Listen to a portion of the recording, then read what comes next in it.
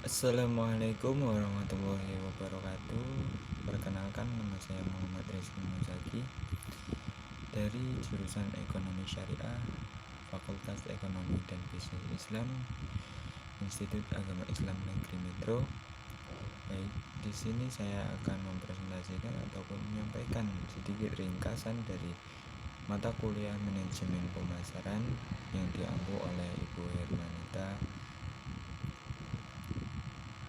Pada kesempatan hari ini saya akan menjelaskan ataupun menerangkan materi terkait manajemen pemasaran.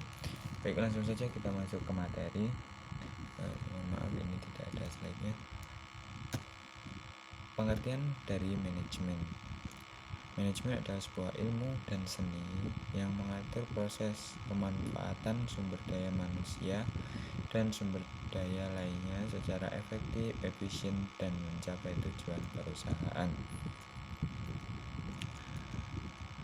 Adapun unsur-unsur manajemen itu ada 6, yaitu 6M: man, money, method, material, dan market. Artinya apa? Jadi ada beberapa unsur ekonomi 6 itu tadi, yaitu manusia, uang, metode, mesin, barang, dan pemasaran, serta unsur market, perkembangan menjadi suatu bidang ilmu yang disebut manajemen pemasaran. Maka pemasaran itu berasal ataupun dari penjabaran sebuah unsur manajemen tadi, yaitu di bidang marketing, maka disebut sebagai manajemen pemasaran. Nah, di sini pengertian pemasaran yaitu proses sosial di mana setiap individu dan kelompok memperoleh apa yang mereka butuhkan dan inginkan dengan menciptakan dan saling mempertukarkan produk dan jasa tersebut dengan individu dan kelompok lain. Konsep pemasaran yaitu kebutuhan, keinginan, permintaan, produksi, kualitas, nilai, dan kepuasan, pertukaran, transaksi, dan hubungan pasar, pemasaran, dan pasar. Itu adalah sebuah dari konsep pemasaran. Nah, pengertian manajemen pemasaran yaitu suatu sistem total dari kegiatan bisnis yang dilakukan dalam hal merencanakan, penentuan harga, promosi, dan pendistribusian barang dan jasa yang dapat memuaskan keinginan dan kebutuhan konsumen, baik konsumen saat ini maupun konsumen potensial. Materi yang kedua yaitu peran pemasaran dalam masyarakat. Nah, pentingnya sebuah kegiatan pemasaran menyangkut masalah mengalirnya produk dan produsen kemana? Ke pihak konsumen, sehingga kegiatan pemasaran dapat menciptakan lapangan pekerjaan bagi masyarakat. Tambah lagi, kegiatan pemasaran menyangkut berbagai aspek kehidupan baik ekonomi maupun sosial, sehingga menambah peran penting pemasaran dalam masyarakat. Nah, beberapa nilai guna suatu barang yaitu nilai guna karena bentuk atau form utility. Suatu barang akan lebih berguna jika diubah dari bentuk aslinya, misal kayu menjadi perabotan rumah tangga atau benang menjadi kain. Yang kedua yaitu nilai guna karena tempat, place utility.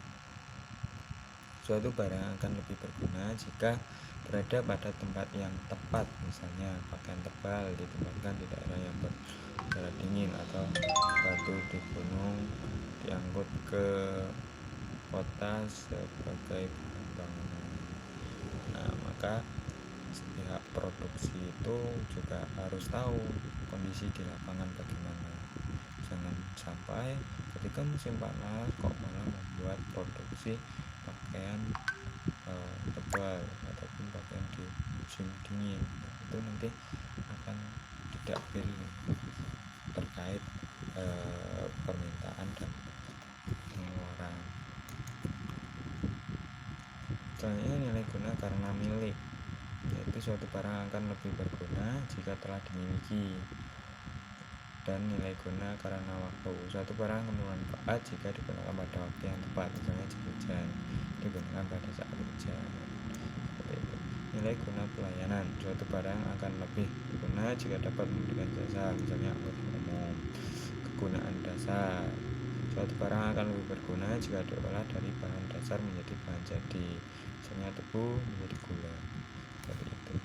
Coba kita lanjut ke bab 3, yaitu kaitan konsep pemasaran.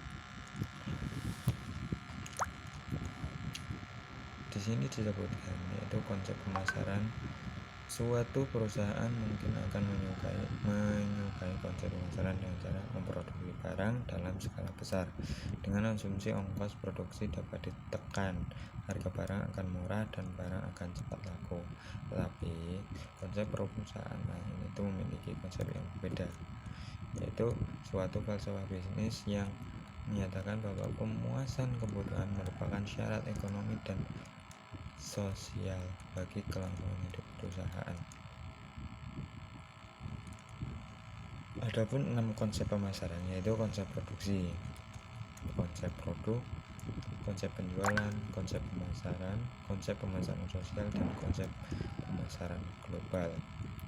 Konsep pemasaran menurut tokoh yaitu Kotler bahwasanya menerangkan untuk menegaskan bahwa kunci untuk mencapai tujuan organisasional yang ditetapkan adalah perusahaan tersebut harus menjadi efektif dibanding dengan para pesaingnya dalam menciptakan ataupun menyerahkan dan mengomunikasikan nilai pelanggan kepada pasar sasaran yang dipilih. Seperti itu. Konsep inti dari pemasaran yaitu kebutuhan, keinginan, dan permintaan yang disampaikan kepada pihak produsen kemudian akan diproduksi, memiliki nilai biaya dan kepuasan, kemudian pertukaran dan transaksi itu terjadi di pasar dan pemasaran. Seperti itu.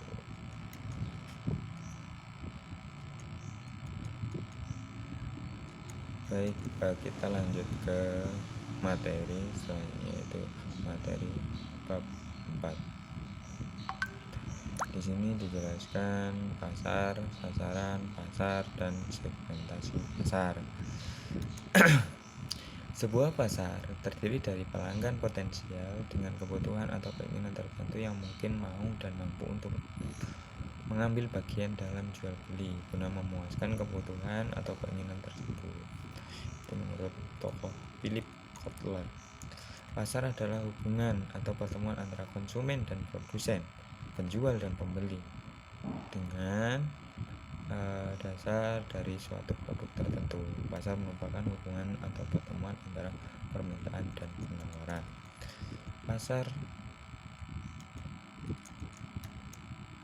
secara ringkas, pengertian pasar meliputi 3 komponen, yaitu sekelompok orang atau lembaga yang mempunyai kebutuhan atau keinginan untuk dipenuhi, mempunyai kemampuan untuk membeli atau berdaya beli, berkeinginan atau bersedia melakukan pertukaran untuk memenuhi kebutuhan keinginannya.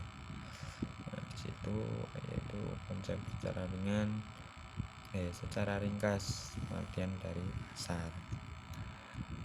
Kemudian manajemen pemasaran dapat memandang pasar sebagai suatu keseluruhan ataupun pasar total, atau sebagai suatu pasar yang terdiri dari berbagai bagian pasar atau pangsa pasar.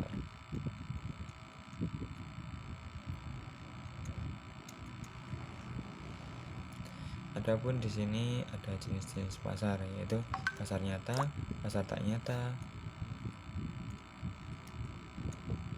Di situ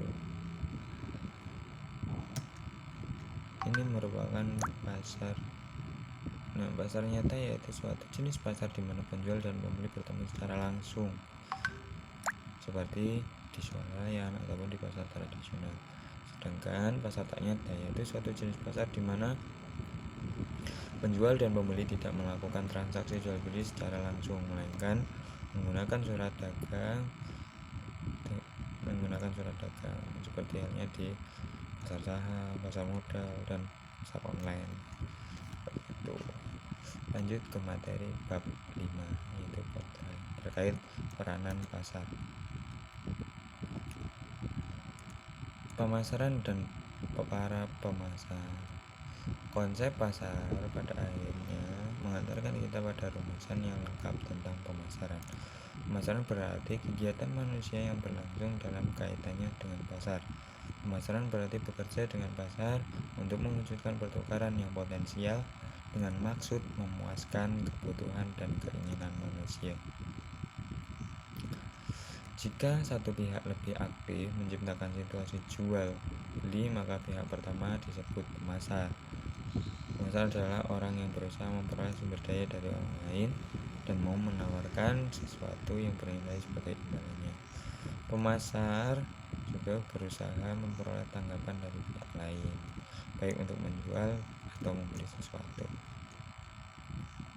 Para pembeli ini sedang melakukan pemasaran. Bila kedua pihak sama-sama aktif untuk mencari situasi pertukaran, kedua pihak adalah pemasar dan situasi ini disebut pemasaran timbal balik. Jadi peran pasar dalam masyarakat.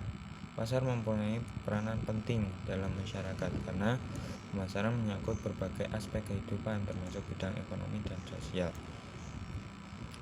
Karena kegiatan pemasaran menyangkut masalah mengalirkan produk dari produsen ke konsumen, maka pemasaran membuka lapangan kerja yang penting bagi masyarakat. Oleh karena itu, pemasaran merupakan sektor yang penting dalam pendapatan masyarakat. Para ahli penelitian menyimpulkan hampir sekitar 50% pengeluaran masyarakat konsumen di Amerika Serikat adalah untuk biaya pemasaran, termasuk biaya distribusi, biaya promosi, biaya penelitian pasar, biaya pelayanan, dan biaya pengembangan produk. Disitulah. Jadi disitu di materi ini banyak sekali peranan dan makna dari pemasaran dan manajemen pemasaran. Baik, terima kasih. Cukup sekian. Apabila saya punya kata-kata yang kurang baik ataupun salah kata, saya mohon maaf yang sebesar-besarnya. Kepada Allah saya mohon ampun, dan saya ucapkan terima kasih kepada Ibu Hermanita yang telah menyampaikan materi dengan baik, sehingga kami dapat mengulas materi kembali.